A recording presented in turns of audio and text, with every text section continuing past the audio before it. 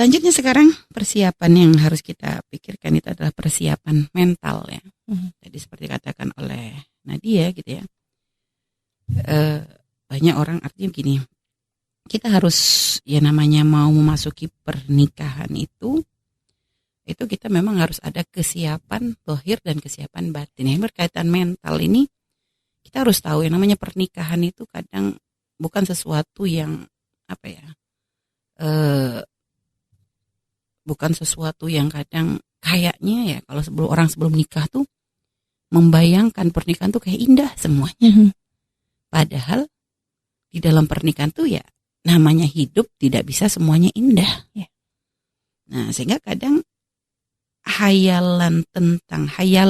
harapan tentang kebahagiaan dalam pernikahan ini jangan sampai menjadikan kita lupa bahwasanya ya tadi kepada sunnatullah yang berlaku, bahwasanya apapun yang kita pilih dalam hidup kita nggak akan lepas dari yang namanya masalah kan gitu. Masuk TK ya ada tingkatan, nanti ada proses ujiannya juga. SD ya begitu, SMP, SMA, kuliah, memilih menjadi wanita karir, semuanya ada resiko. Ya itu udah sunatullah. Kalau nggak pengen ada resiko ya mati husnul khotimah. Itu sudah aman. Itu pun kalau bisa jamin husnul khotimah. Kalau nggak jangan macam-macam. Ya, artinya itu adalah resiko yang harus kita pikirkan. Gitu. Artinya bahwa ya kita tentu dalam pernikahan berharap bahwa nanti dari pernikahan kita akan mendapatkan kebahagiaan. Tapi jangan menafikan bahwa di situ tentu kita akan menemukan masalah. Jadi menyiapkan hati kita untuk hal tersebut ya. Supaya jangan sampai yang di hayalan kita tuh indah aja. Khawatirnya kalau sudah kita terlalu berhayal tinggi dengan kebahagiaan, nanti kalau pengen menikah tuh begini. Jangan berhayal kayak di negeri dongeng kita ini. Yang semua maunya kita akan terpenuhi. Yang ini semua harus sesuai dengan ekspektasi kita gitu, harus sesuai dengan apa yang kita mau. Nah, ini kita nih di dunia nyata.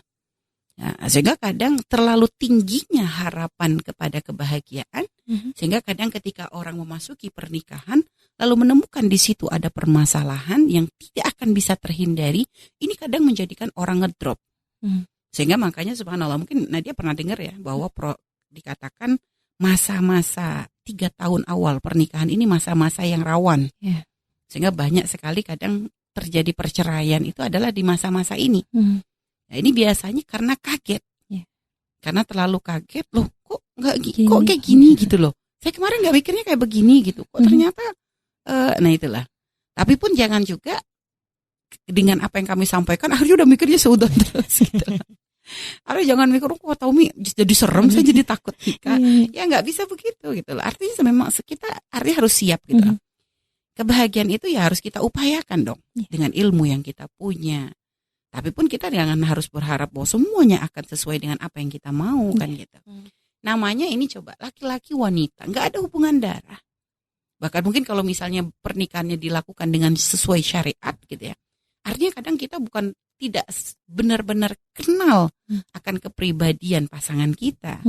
Jangankan yang seperti bahkan yang kadang sudah yang memulai pernikahan dengan pacaran beberapa tahun pun kadang begitu menikah kaget kok masih gitu loh. Jangan dianggap kalau sudah pacaran dulu sudah pengenalannya matang nanti nikah lancar. Enggak. Coba lihat buktinya banyak yang sudah sampai nikah sudah pacaran bertahun-tahun, hubungan dulu sebelum nikah. Itu yang cerai lebih banyak kok kalau kita lihat. Lebih banyak gitu loh. Jadi kita nggak bisa langsung katakan ya berarti harus butuh pengenalan. Nggak begitu caranya. Karena kadang ya namanya belum menikah, pengenalan kita ya sebatas apa sih yang kita mampu gitu. Tetap tidak akan bisa secara 100% kan gitu. Sehingga makanya perlu kita tuh belajar ilmu bagaimana cara kita untuk menata hati ya, untuk bisa menjadi bersikap dewasa. Artinya sekarang sudah bukan waktunya main-main. Kalau dulu kita sebagai wanita waktu di rumah mungkin Anda bolehlah bermanja-manja. Mungkin Anda menjadi anak yang mungkin disayang, apa yang Anda mau adalah ya akan dituruti. Tapi ketika menjadi istri, maka itu harus dihilangkan. Sifat-sifat buruk yang ada pada diri kita ini harus berubah. Jangan ya pokoknya kalau suamiku harus nerima apa adanya. Ya enak banget Anda ngomong begitu. Sedangkan Anda pun belum tentu bisa menerima dia apa adanya kan gitu. Artinya jangan menuntut orang harus memahami Anda, tapi belajarlah untuk bisa memahami orang lain. Terutama di sini adalah pasangan Anda. Jadi jangan menuntut semua harus sesuai dengan mau Anda, tapi belajarlah untuk menerima dengan apa yang sudah ditentukan untuk Anda. Artinya ini belajar kita untuk melatih ego kita. Melatih ego kita yang kadang pengen menang sendiri, yang kadang pengen ya pokoknya kita yang diprioritaskan itu. Itu sekarang dalam pernikahan itu harus dilawan. Bahwa sekarang ternyata kita harus memprioritaskan pasangan kita. Karena yang paling mulia di antara dua orang yang saling mencintai adalah yang paling banyak berkhidmah untuk pasangannya. Jadi yang banyak, ya artinya yang paling mulia ya begitu, yang paling besar cintanya, yang di situ cinta dibuktikan bukan hanya dengan ucapan I love you tiap saat ya, tapi dengan bukti tindakan yang memang di situ menunjukkan rasa cinta. Cinta itu masih dengan cinta seorang bisa mengabdi, dengan seorang tuh bisa ya artinya mengalah kan gitu. Kayak cintanya orang tua kepada anak tuh gimana? Berapa banyak anak menyakiti orang tua nerima, lapang, maafin, terus begitu. Nah artinya itulah kalau di dalam pasangan, ayo kita besarkan rasa cinta di hati kita. Bukan karena apa? Bukan karena dengan rasa cinta yang kita besarkan lalu kita menuntut pasangan kita nanti untuk mencintai, balas mencintai kita. Bukan. Tapi dengan itu kita akan semakin mudah untuk mengabdi. Karena di mana? Karena dengan pengabdian kita yang tulus itu mengundang rahmat Allah Subhanahu Wa Taala. Jadi itu kita yang harapkan itu adalah rahmat Allahnya ini loh. Pengabdian kita ini ada nilai. Nah makanya ini kan harus benar-benar melawan ego. Jadi dari sekarang tuh, karena memang subhanallah unik ya Nadia ya, dalam pernikahan tuh unik banget. Umi sendiri ya pengalaman pribadi gitu ya, pengalaman pribadi.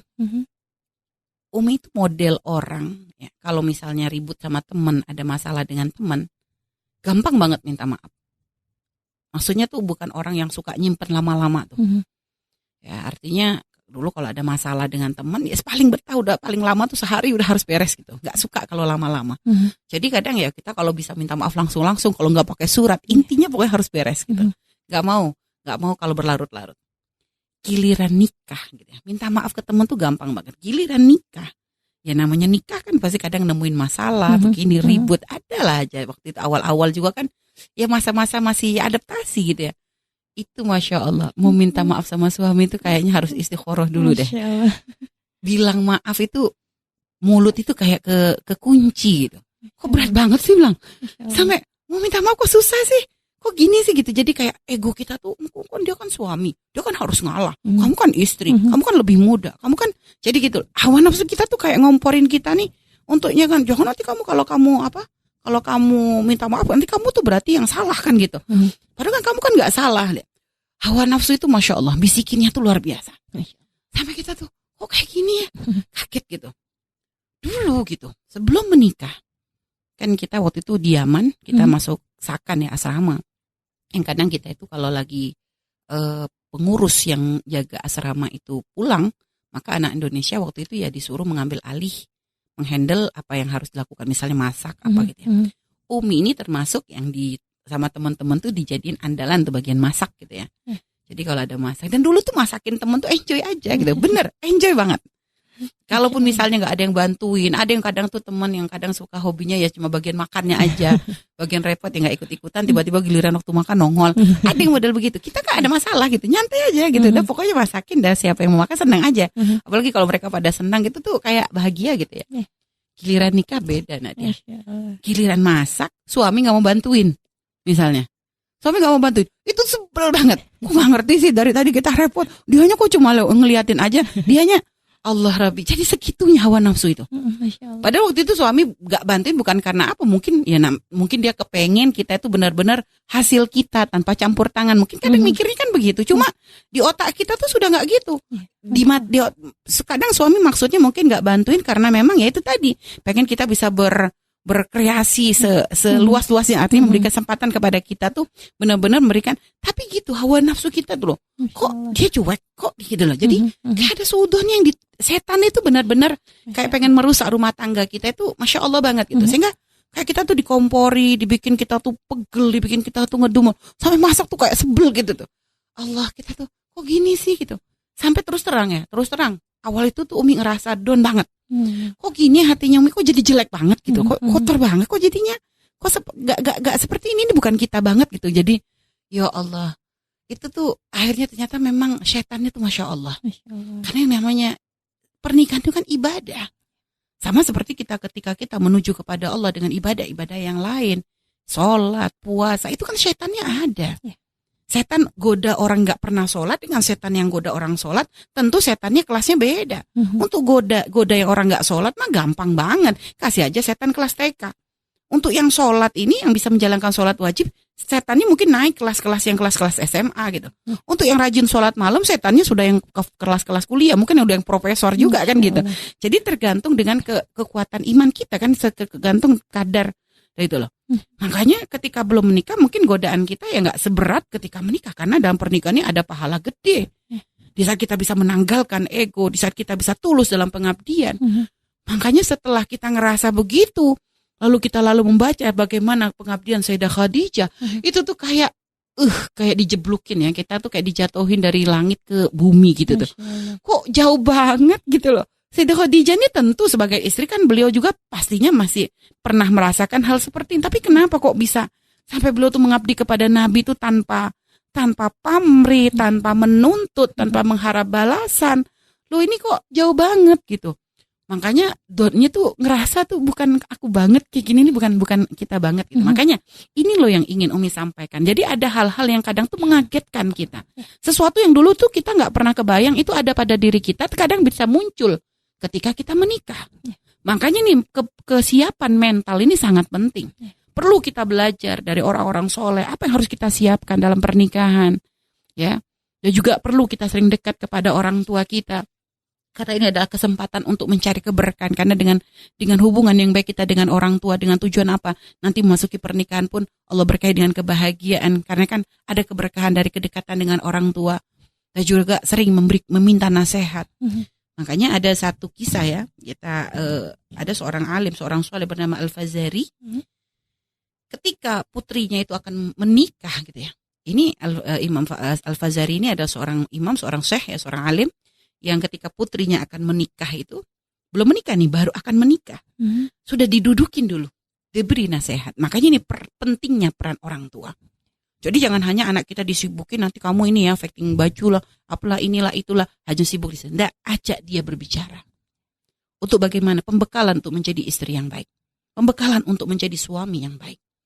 Kalau untuk yang punya anak laki-laki, pesankan. Ini adalah anak, kamu telah mengambil seorang wanita untuk menjadi pendampingmu. Kamu keluarkan dia dari rumah orang tuanya. Ya, kamu ambil alih tanggung jawab orang tuanya menjadi tanggung jawabmu. Maka sekarang ini bukan hanya sekedar status legalitas negara, tapi ini adalah ada tanggung jawab yang akan kamu emban. Kalau mungkin tanpa menikah, yang akan ditanya nanti di akhirat adalah urusanmu. Tapi setelah menikah, nah ini misalnya anak laki-laki, urusanmu tidak hanya dirimu saja, ada istrimu yang akan ditanya oleh Allah. Bagaimana kamu mendidik dia? Bagaimana kamu menjadi imam baginya? Itu akan ditanyakan. Jadi orang tua memberikan pesan begitu dong. Jangan zalim kepada istri, jadilah suami yang tanggung jawab, jadilah suami begini. Gitu. Harusnya seorang tua begitu. Nah kepada wanita pun, hendaknya ya para orang tua pun berikan nasihat. Memberikan pendidikan kepada anak-anak perempuan kita ini loh. Kesiapan. Jadi nanti berkaitan dengan masalah kesiapan keterampilan juga. Ini nanti akan kita bahas apa saja sih yang hendaknya diperhatikan. Nah, ini orang tua nggak bisa terlepas. Jadi dari sisi keterampilan ya, mungkin sekaligus saja ya kita bahas di sini aja ya. Dari keterampilan misalnya, dari keterampilan memasak, keterampilan mengurus rumah. Misalnya ya, artinya kan ini kan harus disiapin. Kalau enggak anak kita kaget, jangan disuruh dipaksa pasangannya harus terima apa adanya loh ya. Anakku enggak bisa masak, kamu terima loh ya.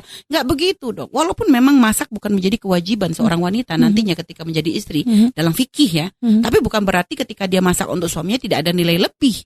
Karena tentu yang memasakkan untuk suami ada pahala dan juga ada kebanggaan nanti di hatinya. Jadi gitu. Artinya orang tua ayo siapkan anak kita. Jangan memaklumi terus. Kalau Anda bisa maklum sebagai orang tua, mau anak kayak gimana Anda maklum. Tapi jangan paksa suaminya untuk bisa maklum seperti Anda kan gitu. Jadi ajari dia untuk bagaimana nanti berkhidmat kepada suaminya. Kamu gak bisa manja lagi. Kamu kalau sekarang bisa bangun seenaknya loh ya. Tapi kalau jadi istri sudah gak bisa. Kalau kamu sekarang gak bisa masak gak ada masalah. Tapi kalau sudah istri belajar masak. Karena bagaimanapun dimasakan istri beda dengan beli di warung.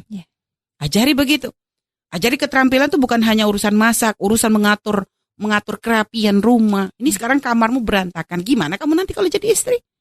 Rumahmu mau dibikin kayak kandang ayam atau gimana gitu loh. Jadi harus dididik. Jangan dibiarin. Dia dengan adu aji mumpung masih bisa manjain. Ntar lagi sudah diambil sama suaminya, udah gak ada kesempatan untuk manjain anak lagi. Jangan mikir seperti itu. Pikirin anak kita supaya punya bekal cukup ketika dia memasuki pernikahan. Supaya nanti masuk pernikahan tuh dengan pede dia. Jangan sampai nanti begitu nikah dia minder. Aduh, gak bisa masak, gak bisa begini, semua salah.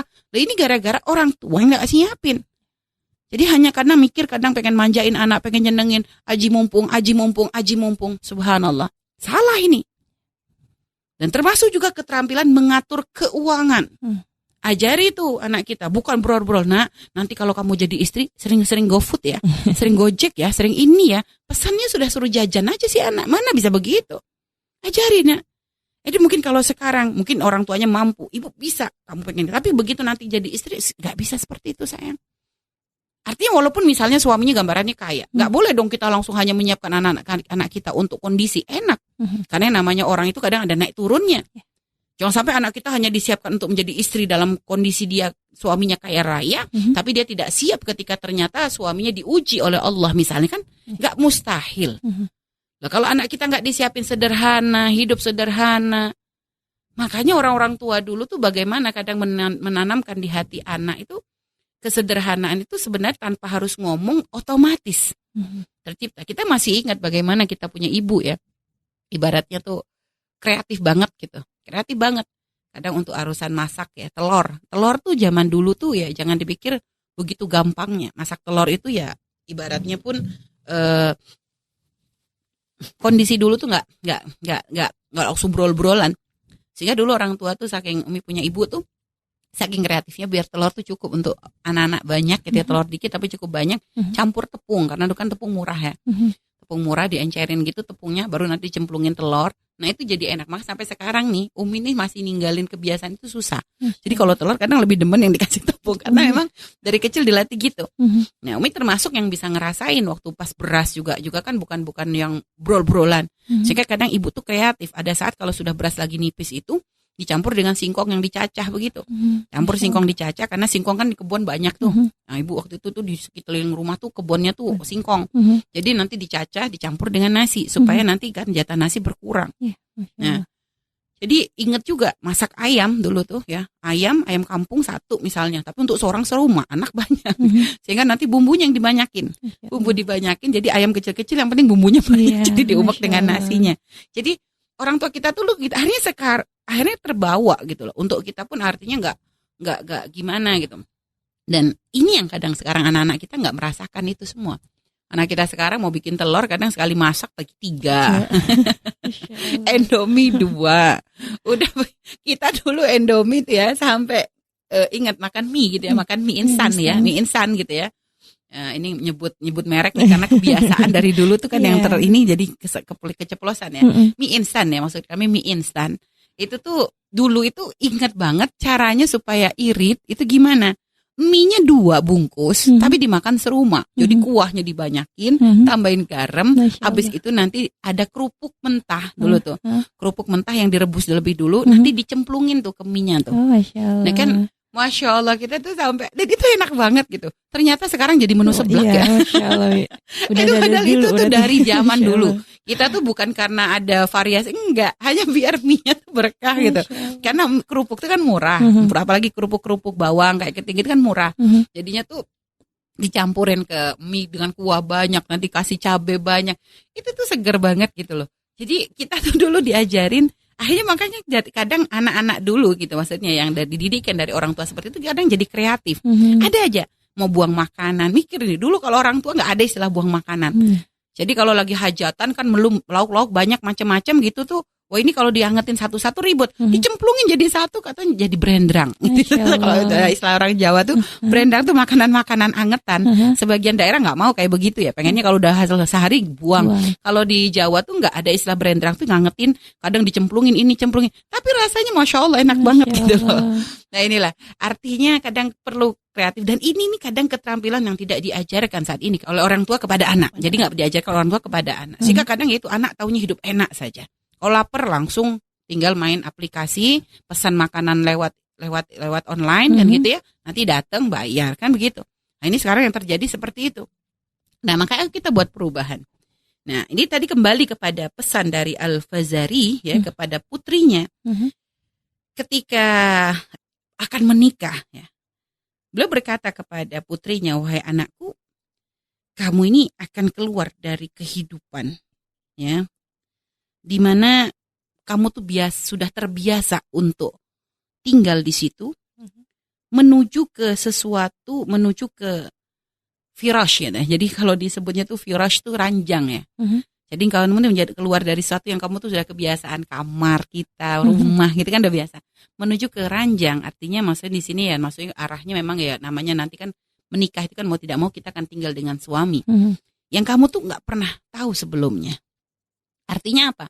Di sini pesannya kamu tentu akan merasa terasing, nak, gitu lah. Maksudnya dipesenin gitu. Artinya jangan kaget kalau tiba-tiba ada perasaan yang berbeda, kok nggak kayak di rumah gitu. Ada rasa yang kadang ya pokoknya beda deh, pasti beda itu.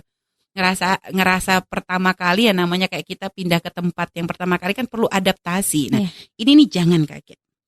Waqarinin, jadi kamu akan berubah dari satu kehidupan yang sekarang kamu rasakan menuju ke ranjang yang kamu tuh nggak ngerti.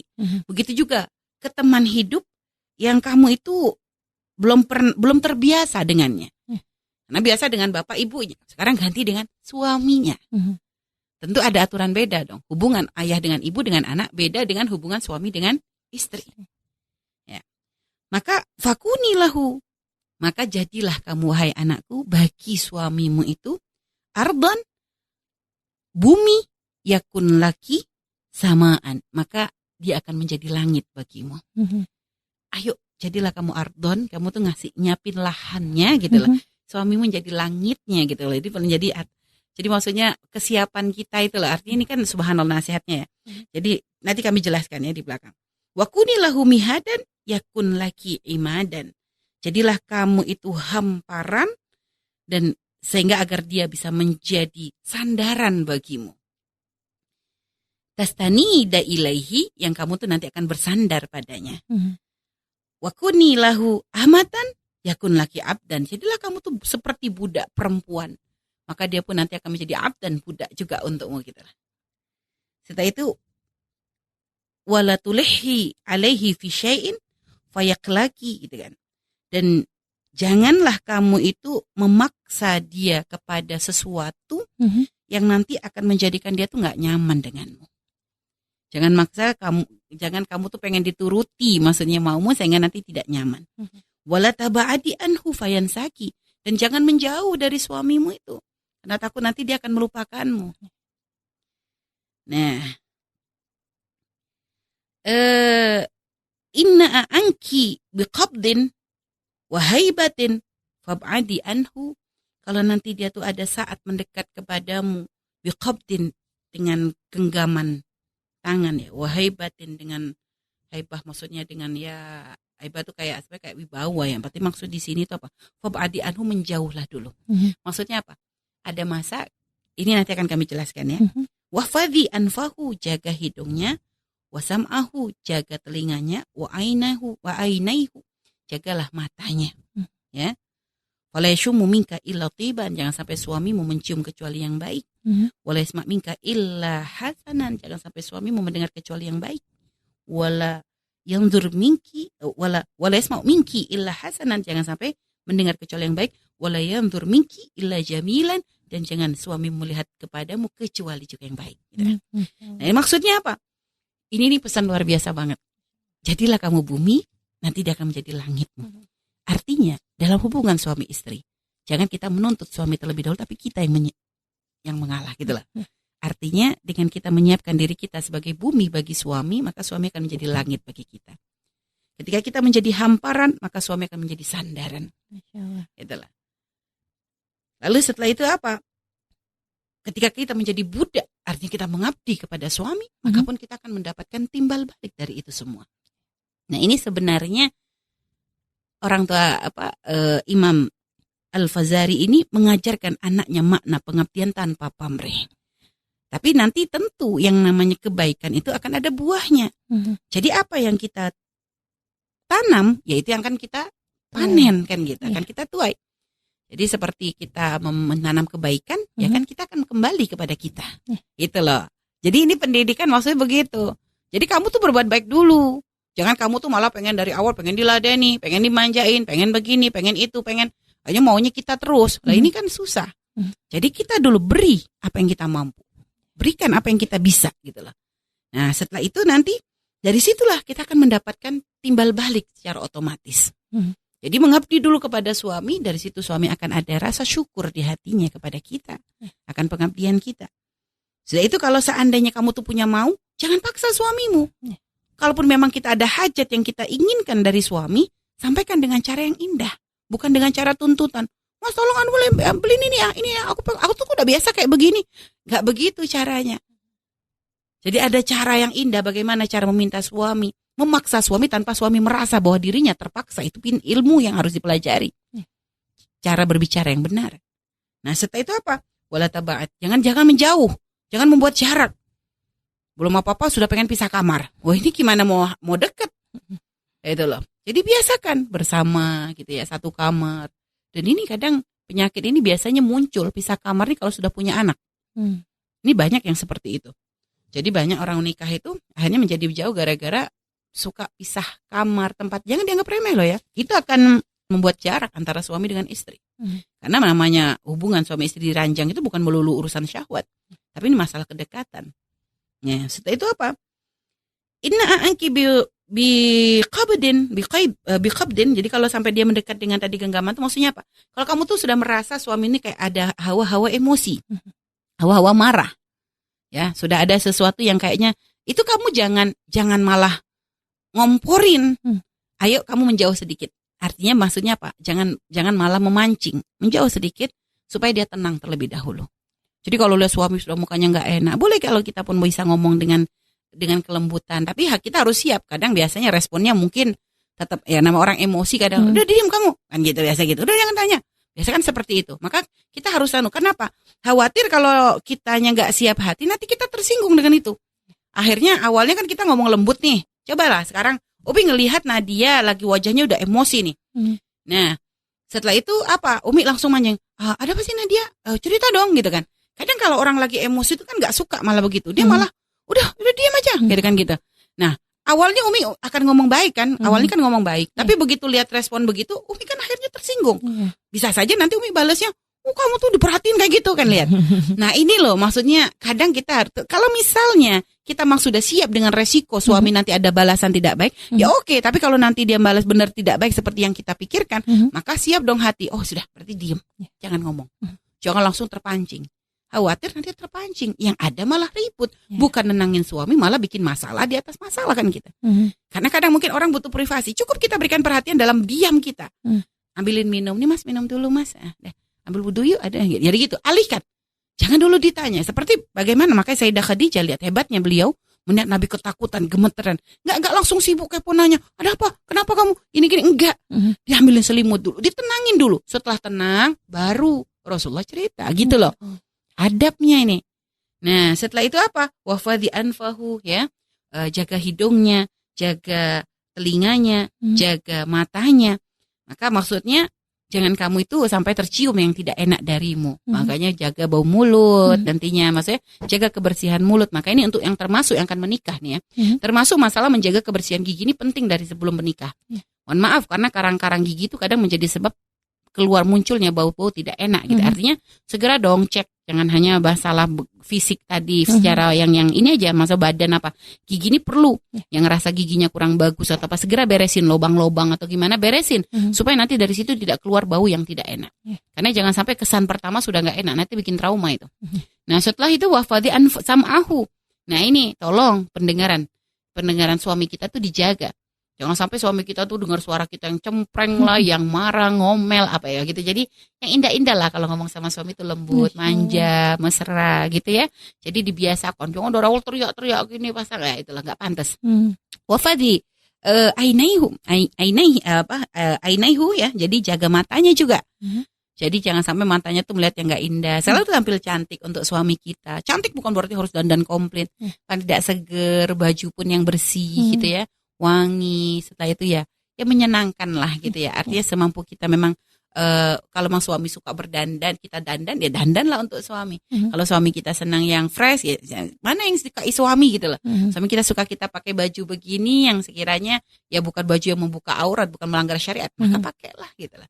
Jadi gitulah. Jadi ini kan nasihat Masya Allah banget gitu. Artinya ini sudah mulai disuruh siapin dari sekarang nih. Anak, nasihat ini diberikan ketika anak tuh mau menikah, belum nikah, mau menikah diberi pesan-pesan seperti ini. Jadi itulah dia kesiapan yang memang harus diperhatikan ya. Dan juga artinya juga tadi yang disampaikan banyak hal, kadang ego kita memang harus dilawan. Makanya nanti jangan belajarlah dari sekarang itu untuk membiasakan diri mudah mengucapkan terima kasih kepada orang tua, mudah mengucapkan terima kasih kepada orang-orang yang berbuat baik kepada kita. Itu latihan. Karena kadang ngelatih di sini belum tentu kalau pernikahan gampang juga loh ya. Tapi apalagi jika tidak dilatih kan gitu. Artinya perlu kita latihan supaya membiasakan. Juga biasa minta maaf kalau kita salah. Jangan gengsi ke orang tua minta maaf, ke teman minta maaf. Untuk latih supaya nanti ketika dengan suami pun kita diberikan kemudahan untuk bisa minta maaf. Dan ingat omongan Umi ini, kalau nanti ternyata menemukan seperti yang Umi rasakan waktu itu, lawan. Karena ternyata beratnya itu di awal. Begitu sudah kita bisa lawan, kita langsung bisa bilang terima kasih, minta maaf. Itu enak banget. Abis itu jadi lancar. Awalnya aja tuh beratnya Masya Allah. Tapi begitu sudah terbiasa, nyaman gitu. Ya, minta maaf, terima kasih. Karena kita mungkin dalam pengabdian kurang, mungkin suami ada menemukan sesuatu yang beliau tidak suka gitu. Artinya ya seperti itulah. Wallahu a'lam bishawab.